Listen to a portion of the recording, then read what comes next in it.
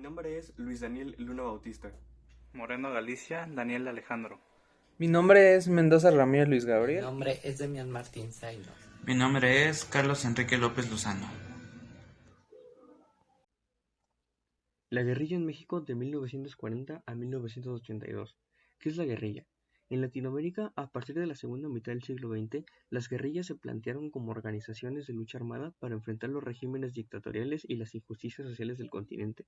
Sin embargo, los movimientos que analizaremos no cuentan con lucha armada en su mayoría, aún así serán tomados como parte de la guerrilla por buscar abolir regímenes y las injusticias sociales del continente. Los movimientos que analizaremos serán el movimiento ferrocarrilero, el movimiento magisterial, los movimientos campesinos, el movimiento médico y los movimientos estudiantiles de 1968 y 1971 respectivamente. Otros movimientos que no podremos analizar por falta de tiempo serán el movimiento telegrafista, el movimiento petrolero, el movimiento de los electricistas y los movimientos guerrilleros de 1965. El movimiento ferrocarrilero toma parte de 1958 a 1959. Todo comienza el 2 de mayo de 1958. Se reúne la Gran Comisión por Aumento de Salarios integrada por los delegados de las secciones ferrocarrileras del país, exigiendo el aumento de los salarios de los trabajadores, los cuales fueron afectados directamente por la política de Ruiz Cortines. El 21 de mayo, el gerente de Ferrocarriles Nacionales pide un plazo de 60 días para resolver las peticiones. El movimiento se consolidó con la proclamación del Plan del Sureste el 12 de junio en Veracruz, con el que los trabajadores exigieron un aumento de 350 pesos mensuales, mientras que el gobierno y los líderes del sindicato habían pactado un aumento de 200 pesos mensuales. La primera manifestación fue el 28 de junio en la Ciudad de México, donde los granaderos atacaron a los trabajadores y se disolvió la manifestación. Se registraron trabajadores muertos, detenidos y heridos. El 1 de julio, el presidente Ruiz Cortines propuso a la Gran Comisión un aumento de 215 pesos mensuales y se aceptó la propuesta al no reconocer la intervención de los líderes charros al sindicato. Sin embargo, el líder del sindicato ferrocarrilero, Samuel Ortega, así como sus seguidores, iniciaron una campaña en contra de la subversión. Charro significa que sus líderes obedecen a los intereses gubernamentales únicamente en lugar de buscar beneficios para sus compañeros. Por el levantamiento, la Gran Comisión propuso la Sexta Convención Nacional Extraordinaria del sindicato. El 8 de julio renunció Ortega. Vallejo resultó electo, pero Salvador Quesada se erigió como líder atacando a Vallejo. La CTM desconoce a Vallejo y pide de forma persistente convocar elecciones sindicales, las cuales por la presión el gobierno termina aceptando y gana Demetrio Vallejo el 27 de agosto de 1958. Este último siguió con la lucha sin lograr nada. El 25 de febrero de 1959, y ya con Adolfo López Mateos como presidente, se retoman las negociaciones sin llegar a ningún acuerdo. La huelga sigue hasta el 27 de febrero del mismo año, cuando comenzaron los despidos. El gobierno apresa a Vallejo, a Hugo Ponce y a Alejandro Pérez. El 28 de marzo de 1959, en la noche, el ejército ocupó los sindicatos y ferrocarriles arrestando a 15.000 personas y despidiendo 9.000. El 3 de abril se reprime en la capital una manifestación popular en apoyo a los ferrocarrileros y se detiene a más de 300 personas. El 15 de abril, después de distintos paros, el gobierno, tras instalar una directiva charra, comenzó a despedir y apresar ferrocarrileros, como el secretario general del sindicato Valentín Campa el 17 de mayo de 1960, quien pasó más de 10 años en prisión. Con la presión gubernamental, se separó el sindicato en dos bandos, uno que aún luchaba por los derechos de los trabajadores y el segundo que era charro. Movimiento Magisterial 1958-1959.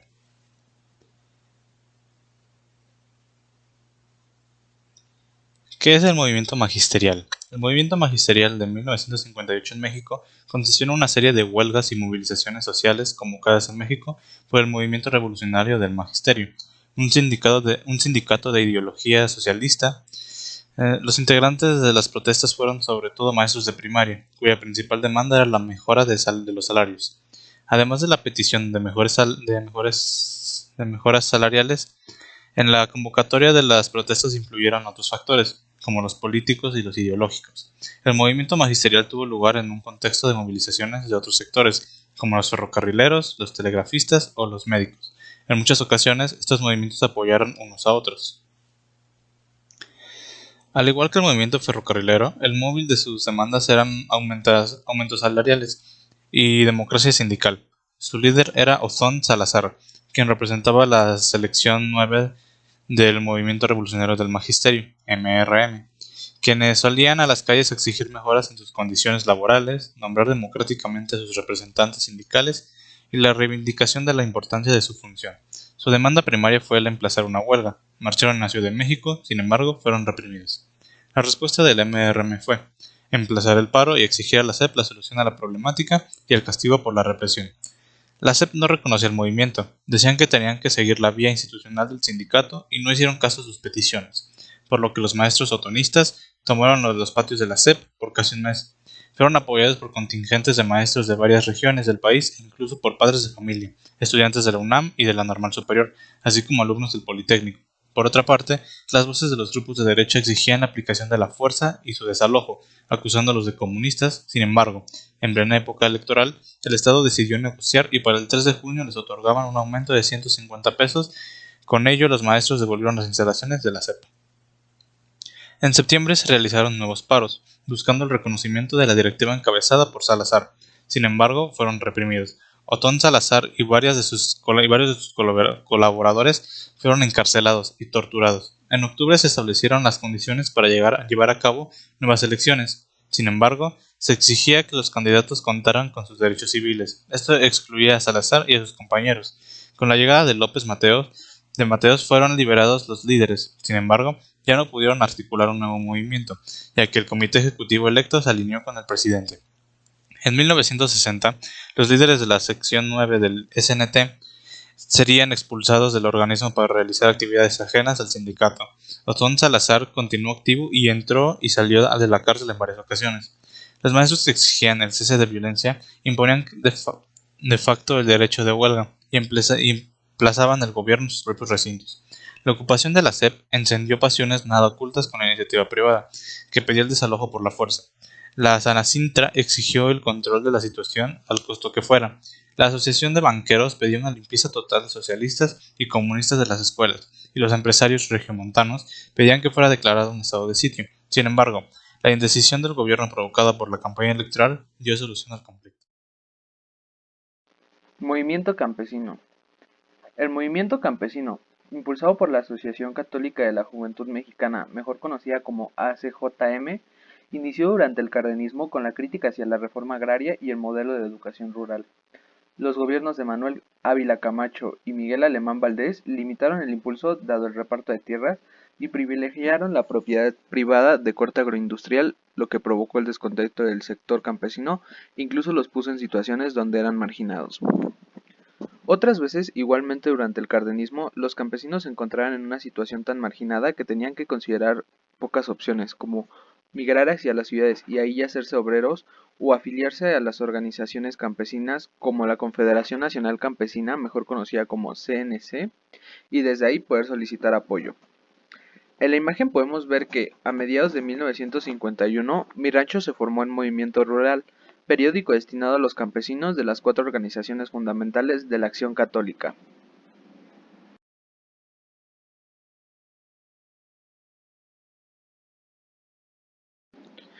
En Movimiento Rural, los postulados que la ACJM había mantenido en torno al campo se extendieron a las otras 3 organizaciones fundamentales. La voz de Movimiento Rural fue la de toda la Acción Católica. Todo esto se originó debido a que, entre 1940 y 1980, la población de México casi se triplicó, lo cual significó una gran presión para el campo debido al aumento de campesinos que exigían tierras para trabajar. Esta demanda creció tanto que el gobierno tuvo que fomentar la colonización de regiones del país menos habitadas. A esto se le conoce como expansión de la frontera agrícola. Por otra parte, hacia la década de los 60, la incorporación de nuevas tecnologías en la agricultura en los países desarrollados obligó a una disminución de la producción de los países que estaban en vías de crecimiento como México, por lo que los gobiernos no mostraron mucho interés por las actividades agrícolas en general. En la imagen podemos ver el sistema del yaqui, el cual fue una parte importante de la expansión de la frontera agrícola, pues durante 1937, Cárdenas acreditó a más de 2.000 personas ejidatarios como propietarios de 17.417 hectáreas de riego y 36.099 de temporal en el Valle del Yaqui. Pero este sistema fracasó, pues a pesar de que los ejidos colectivos fueron un gran éxito, cuando la marea política se volvió en contra de ellos, se hizo una parcelación de los ejidos por la fuerza, y muchos funcionarios que se oponían al movimiento fueron designados para ocupar puestos importantes en los niveles tanto administrativos como políticos, lo que causó un descontento social y finalmente se puso en movimiento un proceso de división progresiva. Pero en el año 1945 surgió un líder campesino que se convirtió en una figura sobresaliente quien participó en la organización de la Central Campesina Independiente. Organizó importantes núcleos campesinos para solicitar el reparto de los llanos de Michapa y el Guarín en el poniente de Morelos, que iban a ser beneficiados por obras de irrigación. Encabezó un movimiento de protesta contra el caciquismo imperante en esta región. Fue apreciado por su comportamiento justo y valiente. Tomó la bandera zapatista para reivindicar el reparto agrario y dijo: "Desde hoy, la revolución más que de armas ha de ser de ideas justas y de gran liberación social".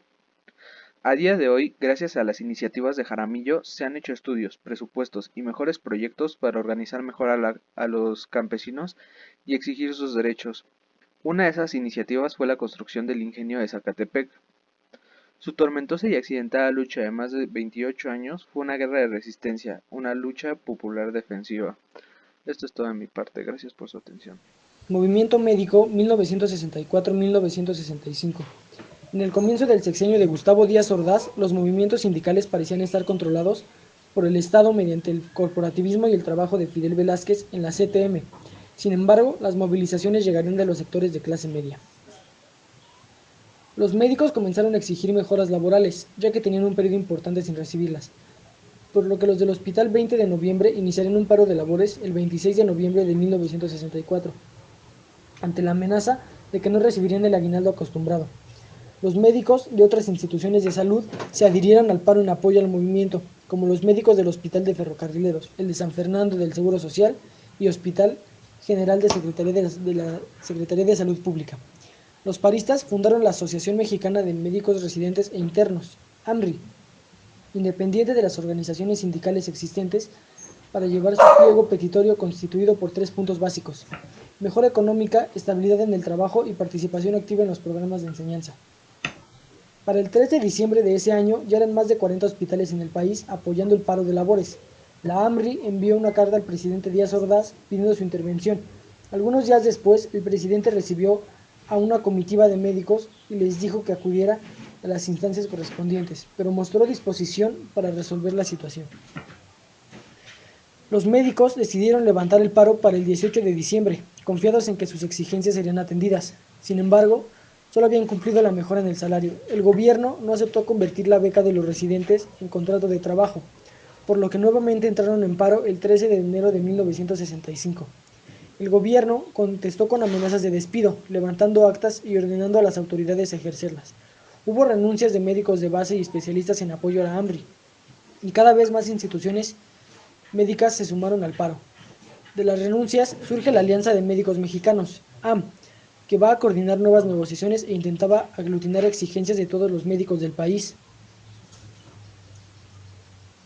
Las negociaciones con las autoridades intentaron desarticular el movimiento otorgando las exigencias solicitadas, pero mediante los sindicatos existentes. Para febrero parecía no haberse obtenido nada. Sin embargo, la AM y la AMRI consiguieron escindirse de los sindicatos oficialistas y en abril realizaron un tercer paro para exigir el cumplimiento de los acuerdos independientemente de a qué sindicato pertenecen los médicos. La presión continuaba y el gobierno estableció un ultimátum, el 14 de mayo, estableciendo que si para el 17 de mayo no regresaban a sus plazas serían cesados, lo mismo en hospitales que apoyaban. Al final, los médicos regresaron para el 20 de mayo solicitando entrevista con el presidente. En las siguientes negociaciones se establecieron los aumentos de salario y las nuevas tabulaciones para los médicos. Sin embargo, el beneficio era solo para los que tenían base. El 80% de los médicos carecía de ella, por lo que continuaron las gestiones. Para agosto, hospitales de la Cruz Verde y el Infantil entrarían en paro. El Hospital 20 de Noviembre también entró en paro de labores. Aunado a esto, el 21 de agosto, médicos de base decidieron convocar un paro nacional para el 23 de ese mismo mes. A 3 días del paro, 26 de agosto, la fuerza pública con 5 capitanes y 100 granaderos desalojaron a residentes e internos de los hospitales 20 de noviembre y Colonia, 43 autorizados por el director del ISSSTE, Rómulo Sánchez Mireles, y utilizaron médicos militares como esquiroles. La Secretaría de la Defensa Nacional informó que médicos y enfermeras darían servicio en el hospital 20 de noviembre. El Ministerio Público levantó 70 actas y el dirigente de la FSTSE apoyó la medida. Más hospitales fueron desalojados con la fuerza pública. Unos 200 médicos paristas reunidos en la explanada del Hospital Centro Médico protestaron e incitaron al paro. Hubo manifestaciones de estudiantes de odontología y además paros en la Facultad de Medicina y otras dependencias de la UNAM. Sin embargo, el Estado actuó con mayor severidad y cesó a muchos médicos y disolvió las manifestaciones y terminó el conflicto a través de la represión. Presentar el movimiento estudiantil de 1968. Antecedentes. Se había podido observar un crecimiento en la violencia por parte de la policía, el tener conflictos entre estudiantes. Varias universidades como la UNAM o el IPN entraron en huelga. El 13 de agosto de 1968 hubo una manifestación pacífica para aclararle al pueblo que los estudiantes no eran el lado violento. El 27 del mismo mes hubo una huelga que fue desalojada por el ejército. El 13 de septiembre se hizo la Marcha del Silencio, un movimiento en el cual los manifestantes permanecieron callados. El día 2 de octubre, el presidente Díaz Ordaz intentó una negociación con los manifestantes, la cual falló. Acontecimiento. A las 6:10 p.m., un helicóptero lanzó una bengala como señal para iniciar el tiroteo. El batallón Olimpia se había infiltrado entre los civiles, distinguiéndose con un guante blanco, para abrir fuego y hacer quedar a los estudiantes como violentos. Al ver que los estudiantes se escondían en las casas, el ejército irrumpió en estas. Varios testigos dicen haber visto que los cadáveres de los estudiantes fueron sacados en camiones de basura. Consecuencias. Este acontecimiento ayudó a que en 1977 hubiera una reforma política, además de la creación de la Comisión de los Derechos Humanos en 1990. También promovió un resentimiento contra el gobierno que sigue a día de hoy. El presidente Díaz Ordaz asumió la responsabilidad en 1969. El halconazo fue una matanza que ocurrió en el movimiento estudiantil de 1971. ¿Qué fue? Fue una manifestación hecha por estudiantes del Instituto Politécnico Nacional que ocurrió el 10 de junio de 1971, cuya causa fue el recorte presupuestal del gobierno a la Universidad Autónoma de Nuevo León. Las cosas se complicaron cuando en la mitad de la marcha aparecieron vehículos militares y grupos policíacos para detener la manifestación y aparecieron camionetas granaderos para cortar el paso, atacándolos con varas de kendo. Sin embargo, eso no los logró detener.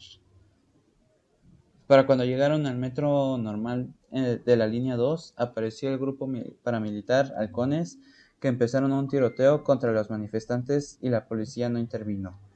Para cuando se acabó la balacera, varias ambulancias se llevaron a los heridos. Sin embargo, el grupo los siguieron hasta el hospital para rematarlos. Se estima que la cantidad de muertos fue de aproximadamente 120 personas. El regente de la ciudad, Alfonso Martínez Domínguez, y el procurador general Julio Sánchez negaron la existencia de los halcones. Los jefes de la policía, por su parte, culparon a grupos de estudiantes radicales de atacar a sus propios compañeros. Hasta la semana siguiente no se reconoció la existencia de los halcones, aunque el coronel Díaz Escobar negó que hubieran participado en la masacre. Los miembros de los halcones detenidos durante los años siguientes por motivos ajenos a la matanza admitieron su participación en la matanza. Además, acusaron a altos cargos del Departamento del Distrito Federal de haber ordenado el ataque. Y para terminar, aquí un video sobre el movimiento.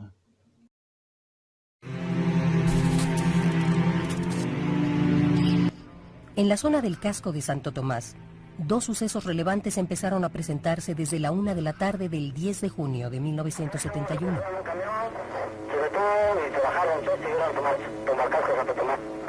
Hubo movimientos de ocupación del área, efectuados con transportes de la policía, que fueron ubicados a lo largo de la calzada México-Tacuba, desde el Cine Cosmos y hasta el Colegio Militar en el norte, y también en Avenida Instituto Técnico Nacional, hoy Circuito Interior.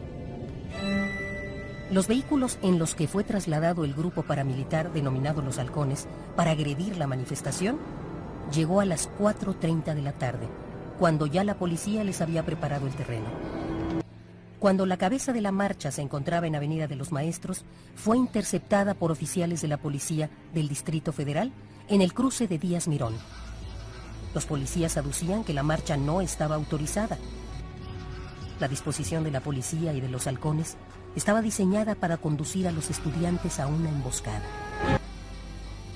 Los halcones rompieron la manifestación en varios segmentos cuando la atacaron con palos de bambú.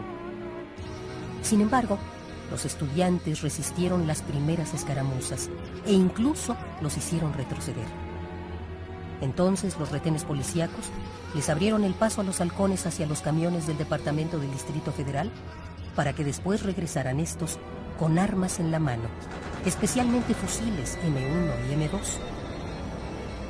La resistencia estudiantil se hizo insostenible y los manifestantes que lograron escapar lo hicieron retrocediendo por Avenida de los Maestros, saltándose las bardas de la Normal, o bien por las estrechas calles de Tlaloc, Tonantzin y Quetzalcóatl.